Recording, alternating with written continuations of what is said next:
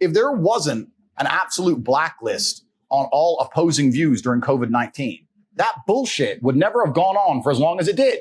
It went on for as long as it did, and they managed to purport a false version of reality for so long because you couldn't discuss the opposing side.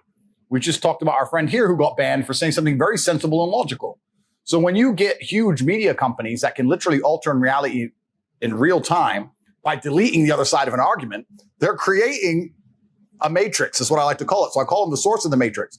So people understand this, and there's huge pressure behind the dam, but the problem is people say, well, what's the alternative? And I think if someone could pave the way and put a crack in the dam by maintaining massive relevancy despite of a ban and still having a social media platform and presence which is respected on other platforms, I think it's going to do them significant damage. I think the pressure and the crack together is going to create something monumental. And already I've moved to Rumble. I only had 738,000 subscribers on my YouTube after 5 years of work. Post-ban, I moved to Rumble, which is a YouTube competitor. Stock price has gone up 36%, and I'm at 500,000 subscribers in 2 weeks. So I'm about to surpass the size of my YouTube channel within a month. YouTube stock's down, Rumble stock's massively up. So all in all, there's other avenues, but we'll see. I certainly agree with you that what they've done to me is massively unfair. They know it's unfair. I think the reason they didn't send me an email or any confirmation of what I did wrong is because they knew they were going to end up in court, and they didn't want to be tied down to their reason. They want to stay fluid and try and make up a reason on the day. Yeah. I've heard from very reliable sources that their terms of service have changed significantly post my ban. They've made up new reasons. Post ban, they've made up a bunch of new shit. So it's going to be interesting, but certainly, yeah, there has to be legal ramifications for what they've done. I don't take it personally, but I do take it professionally. And you're right. They were wrong. I have no reason to be banned. My Instagram is just cars. It's just cars and a little bit of flexing. There's no politics. There's not even any points of view. I had no strikes, nothing. It's just a hit piece. So if there were betting odds, like if we did a poll, why do you think Andrew Tate was banned from all the social media platforms? And it was misogyny, right? You know, COVID stuff, against the governments, against system. If you were a betting man, where would you kind of place the odds? Oh, I already know. Everybody already knows I was banned because I talked against the system, against the matrix. They know the system in general. The system in general, yeah. I mean, someone compared me to Socrates, which is a compliment, but he was vilified. He ended up poisoning himself in Athens, and the charge against him was corrupting the youth.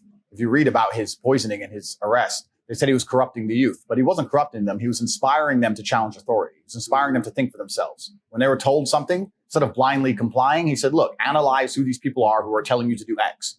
And I even had a tweet I put out on I've been banned on Twitter forever. So I've been through 20 Twitter bans. I come back as undercover, whatever. But I've been saying I said, if you have a point of view that you are very strong in your adherence to, if you truly believe something, you need to sit and analyze whether it's your own personal experience that makes you believe something, or if someone else or something else has convinced you of this.